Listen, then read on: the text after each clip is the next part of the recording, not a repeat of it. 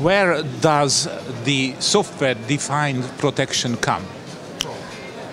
So it's an idea that we picked up starting to help enterprise customers when they realize they can't start managing point solution products anymore.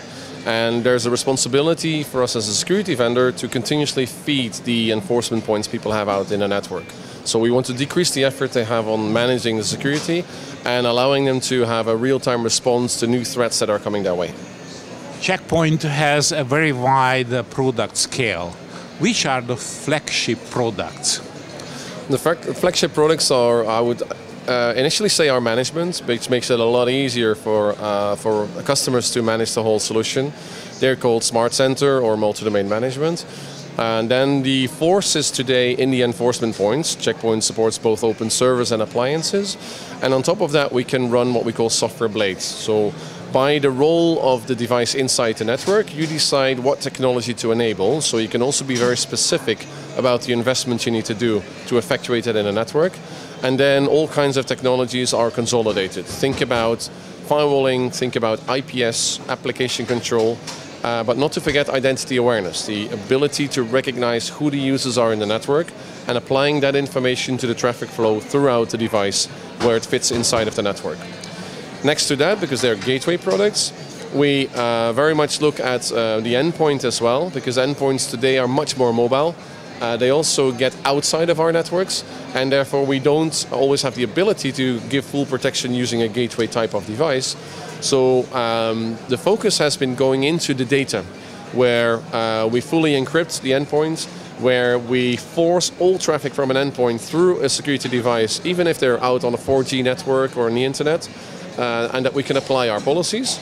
And very soon we will also announce that we have brought security into the document. So you can encrypt the document itself and then apply access rights. So only the right people will be able to look inside of the information, which will really help if you lose a device like a phone or an iPad.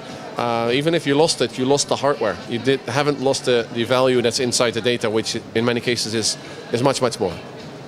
What is next? What is in the tube of the product development department? So some of that they won't even disclose to me. But going forward to next year, we are planning a next major release, as we call it. It's going to be called R80, which is a version number. What we listen to a lot is where customers said, okay, more and better integrate those technologies. Give us the tools that allow us to say one person administrates the firewall, the other one administrates the IPS, but also make the technologies complementary. And can I have a hierarchy within my policy management surrounding those technologies? We'll do a lot on the manageability on that side, doing access rights and profiles for people to just be able to add and edit whatever they need editing.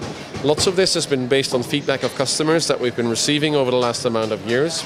We also realized that since you're doing so many more technologies, much more information about security is also arriving.